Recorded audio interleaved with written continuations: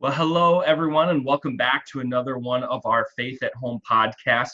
It has been quite a while since our last one, but these last several weeks have just been very chaotic in trying to navigate changes in how we use our facility and trying to get our worship online. And so I thank you for your patience as we try to put together some more of these basically resource for parents on how to do faith at home well. And we're going to be talking about a number of different topics. We've talked a lot about some of the sticky faith stuff over the last several weeks, but today I wanted to share with you.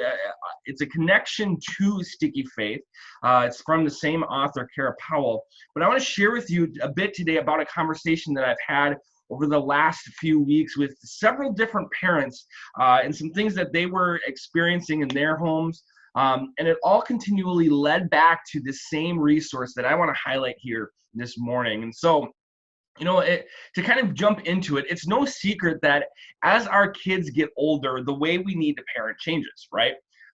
So when they are infants, we have to do absolutely everything for them because they are obviously incapable of changing their own diapers and feeding themselves. And wouldn't that be amazing if that could happen, right?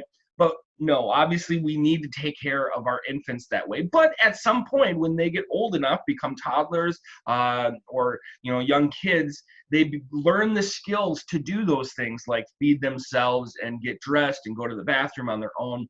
But there's still a lot of things, even as they're learning those things, that they can't do or don't even understand why they do it.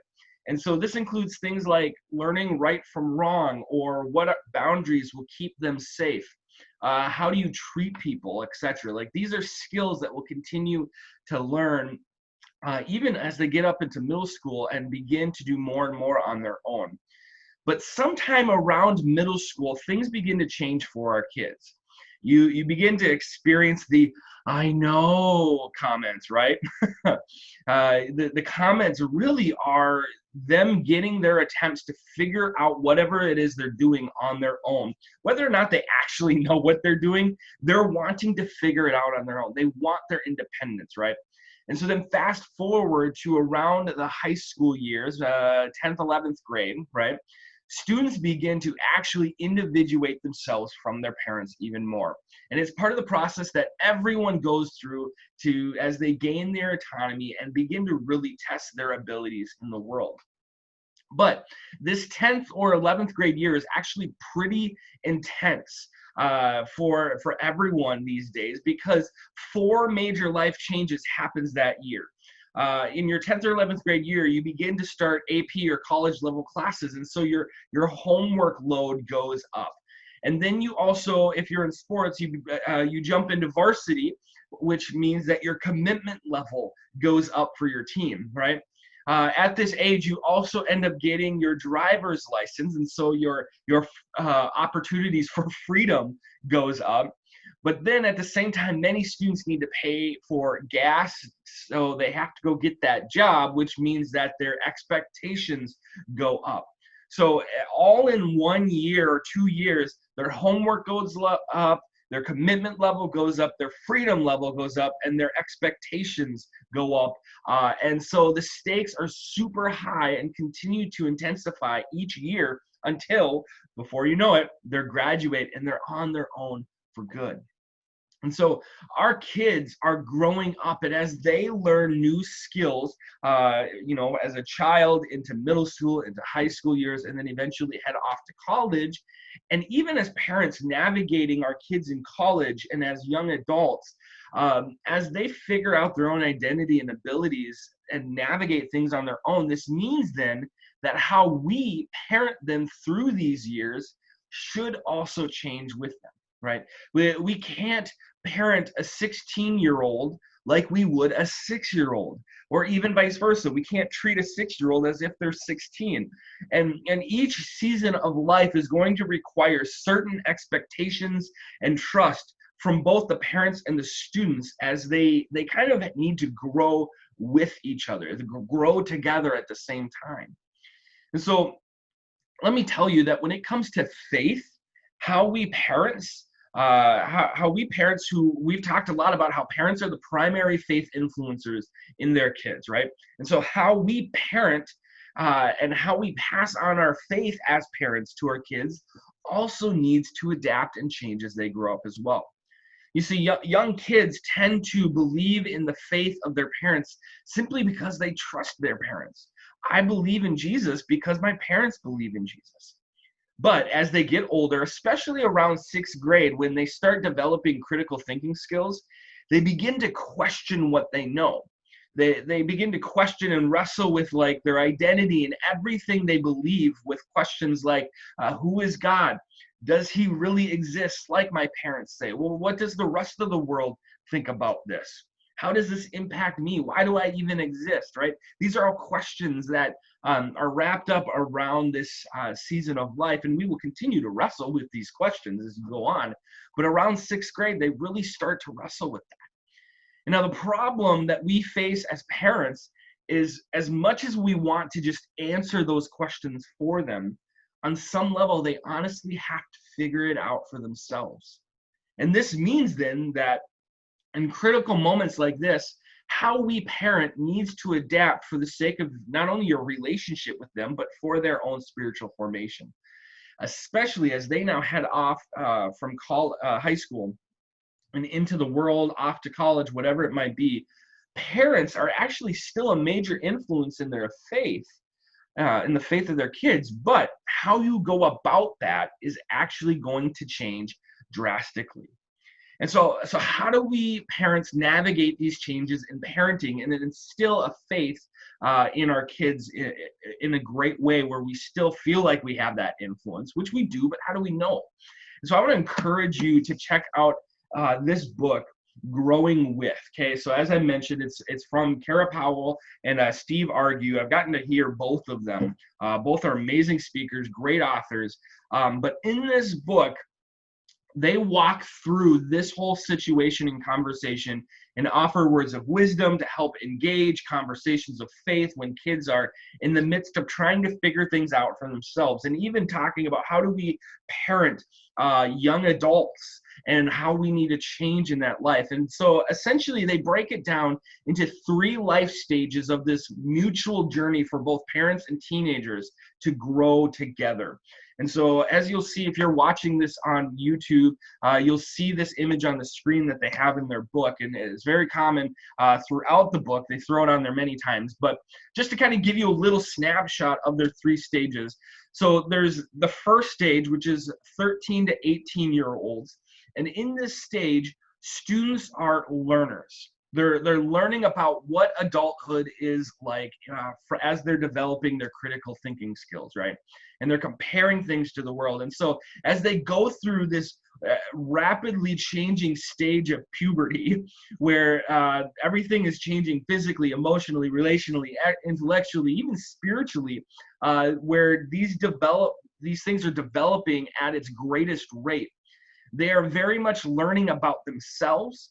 They're learning about their abilities, their flaws, their purposes, identities, even possibilities that will significantly influence the direction of their life as they get to the end of high school.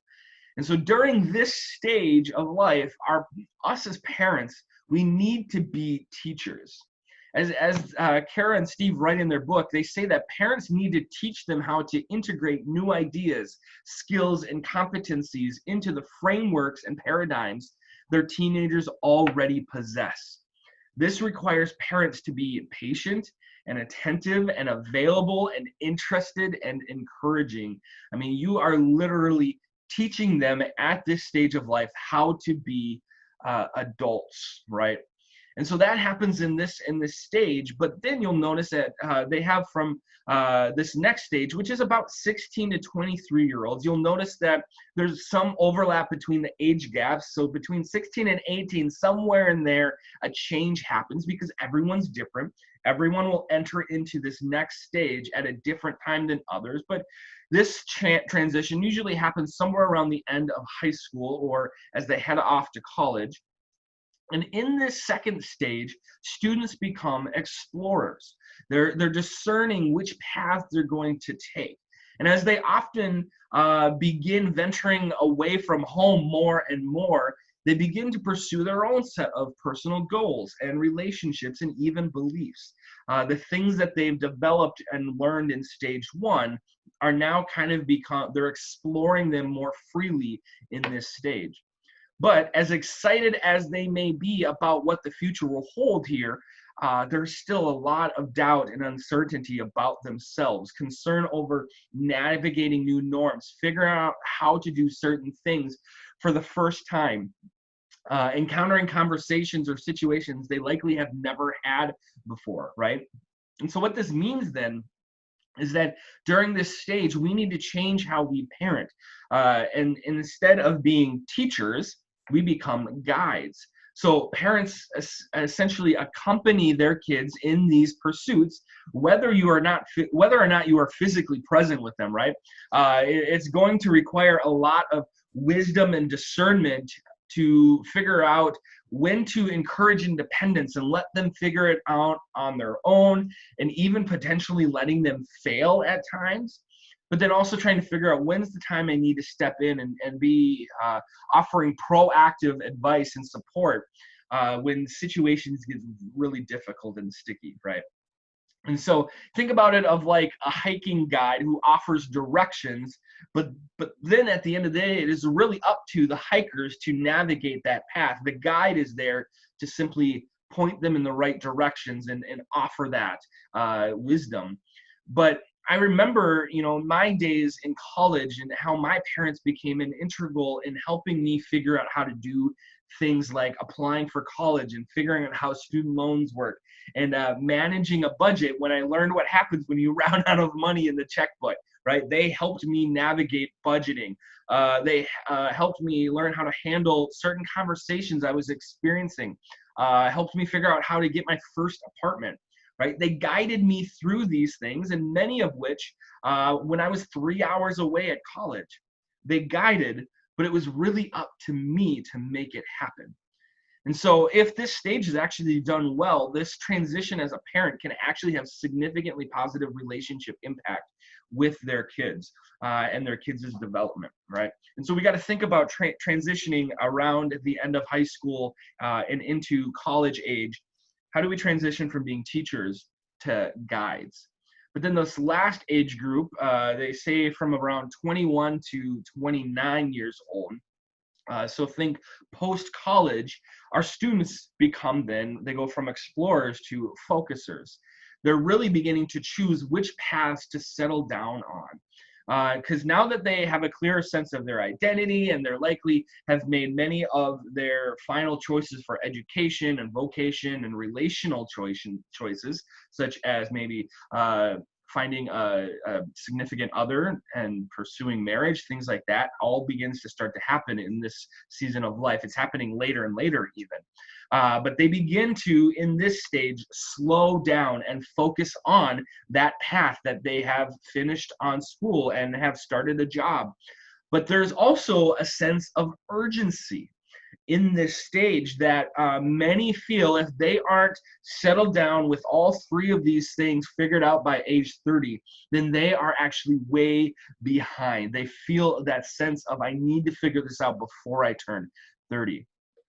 But the thing we need to think about here is that parents need to be a resource at this stage. They need to be far enough removed from it that they can offer words of wisdom from maybe your own past experience, or simply, here's where you can go to find that information. They think of it as like, you need to be Google, right?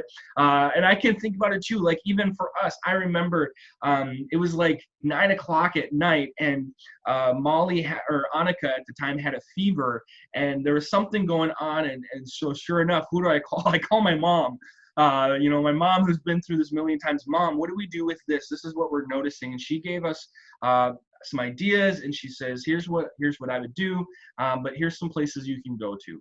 And how, it was a huge help for us. Mom became a resource for us to go to when we needed it. Now, you may be thinking about your kid as a young, you might not be thinking about your kid as a young adult now, But it's important to start thinking about these stages, because as you go from being a teacher to a guide to then being a resource as young adults living in the world needing kind of turning around and needing you at certain times, how we parent needs to change, and we need to start thinking about these stages sooner than later. Growing at an equal pace with our kids is imperative for not only their own growth, but also your relationship with them, right?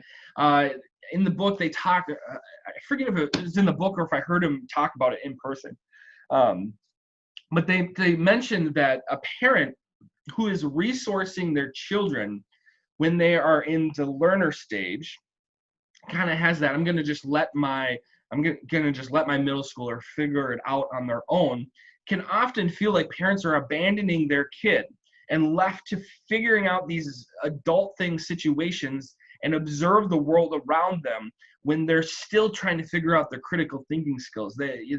They're still needing a teacher to show them how to navigate that season of life. But when we don't do that, when we don't have that teacher mindset, we essentially are abandoning them to the world to figure that out. At the same time, a parent who has that teacher mindset for their kid who is in the explorer stage, very much feels what they call helicopter parenting. And you create major strains in your relationship, and when your kids simply want to do their life, but you're in a sense doing it for them, right? So I hope you can see how growing together through these stages and changing how we parent in different stages can actually have a major impact for not only your relationship with them, but their development into becoming an adult themselves.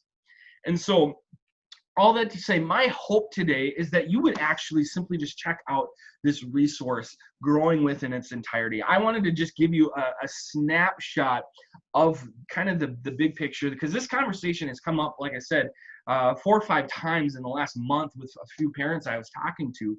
And this is just a great resource with practical tools, and it goes deeper into these stages, offers wisdom not only on just how to navigate that, but even talks about some of the faith development in these stages as well. And there's a copy of this book in our church library. You can also purchase it on Amazon. I also wanted to let you know that I really think this is a profound resource, and I've actually started this new tradition where I've been giving a free copy of this book to every parent of a 10th grader in our church, because I believe that our kids are not the only ones growing, but we as parents need to grow with our kids as well. And so if you're needing a copy, talk with me. I'd love to get you a copy, especially our 10th graders. You can also find it on our church library, on Amazon. And I hope that this could be a great resource to helping you navigate the middle high school years and even into college and as young adults. And so thank you all for joining us in another podcast, and we'll hope to see you right here again next time. Blessings.